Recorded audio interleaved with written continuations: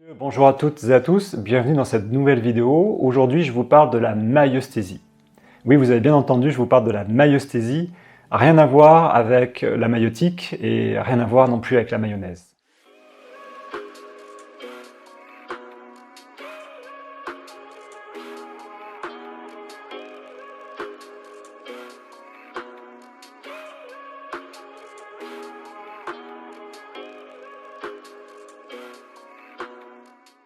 Alors cette vidéo est une courte présentation de la maïeusthésie. Je ne voudrais pas qu'elle dure plus d'une dizaine de minutes. Pour présenter de façon complète cette approche, il faudrait 1 heure, peut-être même 2 heures. Ça serait beaucoup trop long pour le format YouTube, donc là je me contente vraiment d'une présentation assez rapide. Et puis sur cette chaîne, je ferai d'autres vidéos pour présenter des points clés voilà, de cette approche. Alors l'étymologie du mot maïeusthésie vient du grec maïotiké, qui signifie l'art d'accoucher, et de l'indo-européen estanestai, qui signifie sentir, percevoir. Alors autrement dit, la maïeusthésie, c'est l'art d'être sensible à la naissance du soi. Et si on devait résumer la maïeusthésie à une phrase, ça serait celle-ci: l'art d'être sensible à la naissance du soi. Et je dirais même l'art d'être sensible à la naissance du soi et l'art de favoriser cette naissance. L'art de favoriser et d'accompagner la naissance du soi.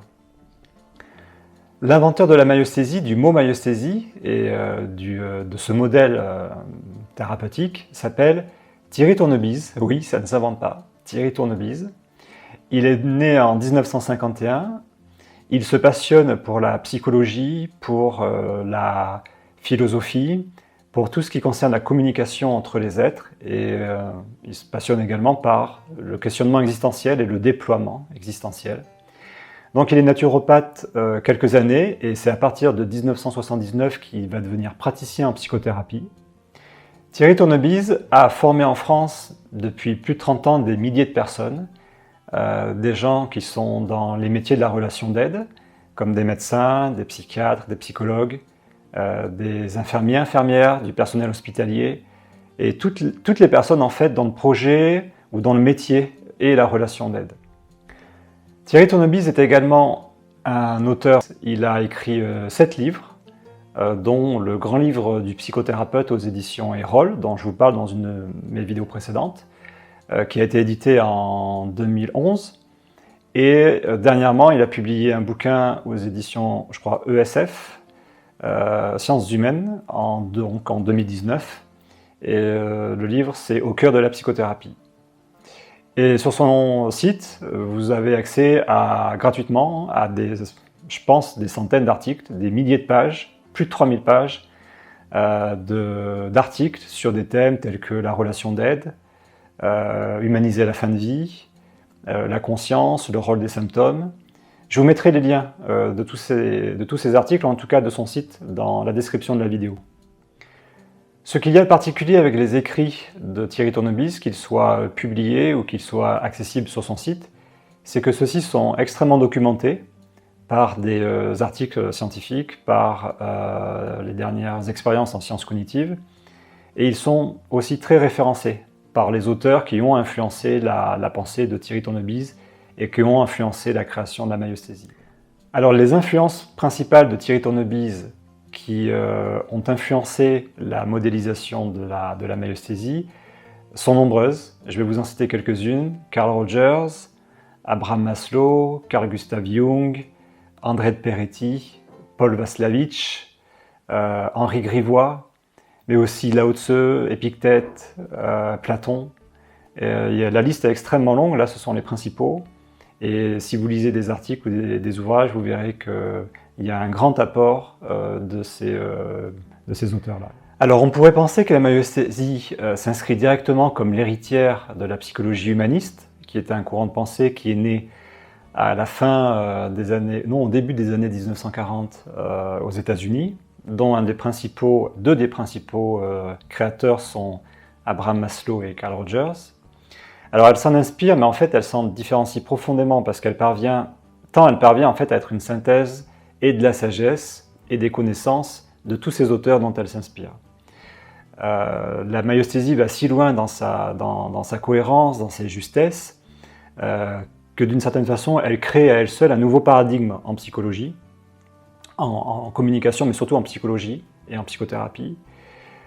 Et on nomme ce nouveau paradigme, enfin c'est Thierry qui le nomme, Thierry Tournebis qui lui donne un nom, il appelle cette nouvelle branche de la psychologie celle de la pertinence, donc la psychologie de la pertinence. Alors dans cette vidéo, je propose une présentation succincte, comme je l'ai dit. Je vais présenter quelques points qui sont des points fondamentaux de la myosthésie, mais ça reste très survolé et je ferai d'autres vidéos pour développer ces points. Donc concrètement, en fait, la myosthésie, ça relève de deux champs. Ça relève du champ de la communication et du champ de la thérapie. Alors côté communication, du point de vue de la communication, la myosthésie, c'est quelque chose qui place les interlocuteurs comme prioritaires par rapport aux informations. Elle place l'attention, une personne, un thérapeute par exemple en myosthésie, il place son attention plus sur les êtres que sur la biographie ou que sur l'événementiel. C'est-à-dire que si moi, en tant que thérapeute, j'accompagne une personne, mon attention va se mettre majoritairement sur l'être qu'elle est, plus que sur ce qu'elle raconte, plus que sur ce qu'elle dit de sa vie. J'entends évidemment, j'écoute et je tiens compte de ce qui est dit, donc de l'événementiel, de la biographie, mais j'insiste, l'attention du thérapeute, mon attention se mettra sur l'être qu'elle est, se connectera. C'est même pas se mettre, c'est se relier et se connecter. On pourrait utiliser plein de mots, mais disons que ce seront plutôt ceux-là qui seront peut-être les plus justes, se relier à l'être et se connecter à l'être qu'elle est, au-delà de sa biographie. Et du point de vue de la thérapie, alors il y a deux choses, c'est que la myosthésie est très complémentaire de n'importe quel type de thérapie existante, de n'importe quel type de technique de soins existantes. La myosthésie peut être mise en œuvre par des kinés, par des médecins, par des psychologues, par des infirmiers, par du personnel en hôpitaux, en maison de retraite. Toute personne qui travaille dans la relation d'aide peut se former à la myosthésie et la mettre en œuvre dans son quotidien, dans son travail. Et puis, donc ça c'est pour la partie complémentaire avec d'autres approches. Et la myosthésie, c'est aussi, elle se suffit aussi à elle-même pour tout ce qui concerne des entretiens psychothérapeutiques. Si par exemple certaines personnes souffrent de pathologies, de symptômes depuis des années, un entretien en myosthésie peut permettre d'aboutir à entre guillemets, à une guérison. On ne parle pas vraiment de guérison en myosthésie, il faudrait là aussi une vidéo pour compléter. C'est plutôt une réhabilitation et un apaisement qui vont se produire. En peu de temps, en une séance ou deux séances. On dit de la myosthésie que c'est une thérapie brève, je l'entends dire, je ne suis pas réellement en accord avec cette formulation, parce que je trouve que quand on parle de thérapie brève, on sous-entend qu'il y a une promesse, c'est-à-dire que la thérapie est brève et que donc on aura rapidement un résultat. Et donc les gens qui entendent ça, thérapie brève, peuvent croire que ils vont justement rapidement guérir, rapidement aller mieux, etc. Ça peut être le cas. Mais moi, je ne m'avancerai pas avec des promesses de ce type-là. J'accompagne parfois des personnes en myosthésie qui ont des réhabilitations, des apaisements signifiants, vraiment en une seule séance, avec des disparitions de symptômes. Et parfois, ça prend plusieurs séances. Ça peut prendre 2, 3, parfois 4 séances, peut-être même parfois plus. Tout dépend du rythme de chacun, de la capacité de chacun à se déployer. Il n'y a pas vraiment de règle. Mais c'est vrai que la myosthésie, je l'ai souvent vue, et dans ma pratique, et chez Thierry Tournebis, peut assez rapidement apporter des résultats très signifiants.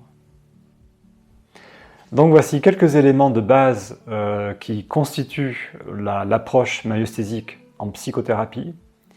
Le premier élément, c'est le plus important, c'est le tact et la réjouissance. Alors la réjouissance, chez un thérapeute, c'est le plaisir qu'il éprouve à rencontrer quelqu'un, à rencontrer un être.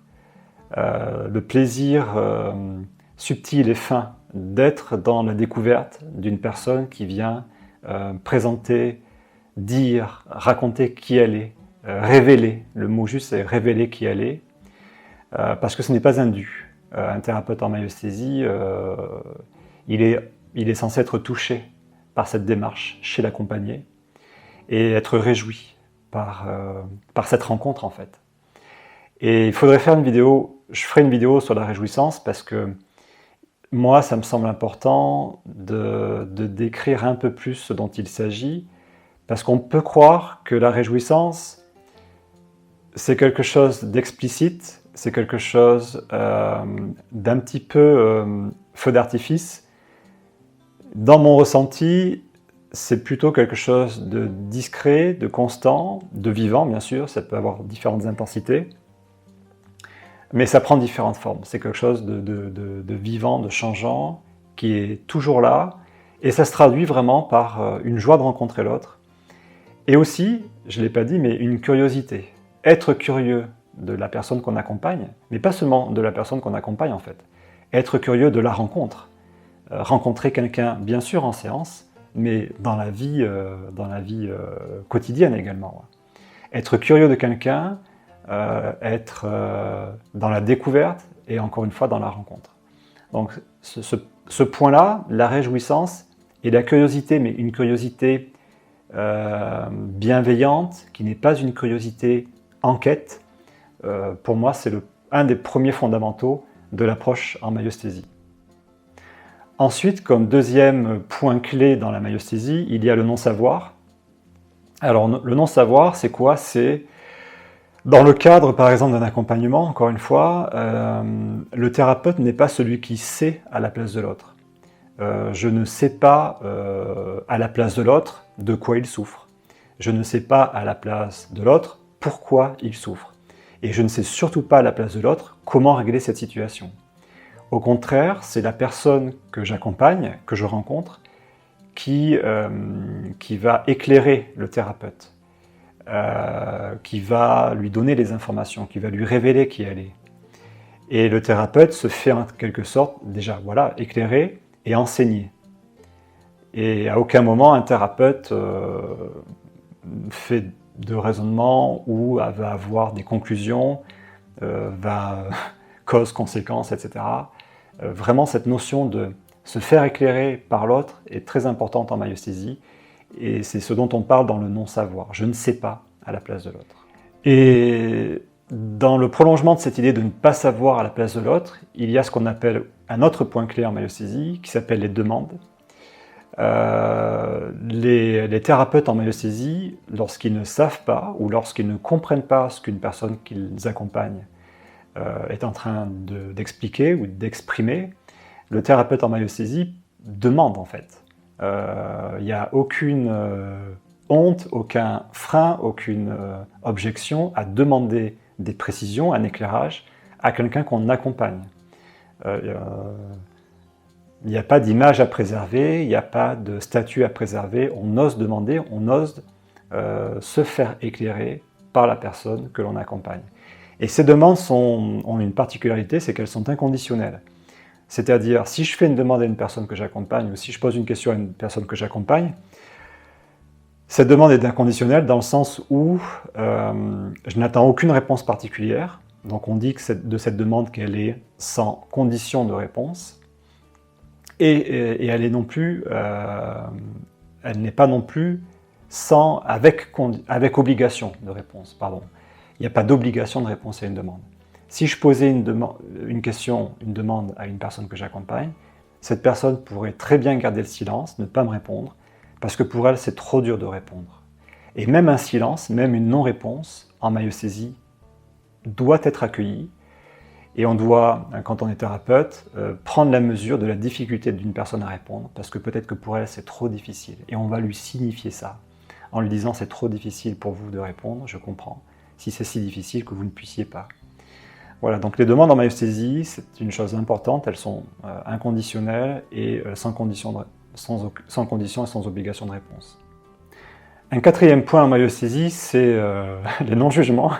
Ça paraît évident. Un thérapeute en maïeusthésie qui exerce la maïeusthésie, enfin, qui est dans une posture maïeusthésique, c'est même plus juste de parler de posture myosthésique.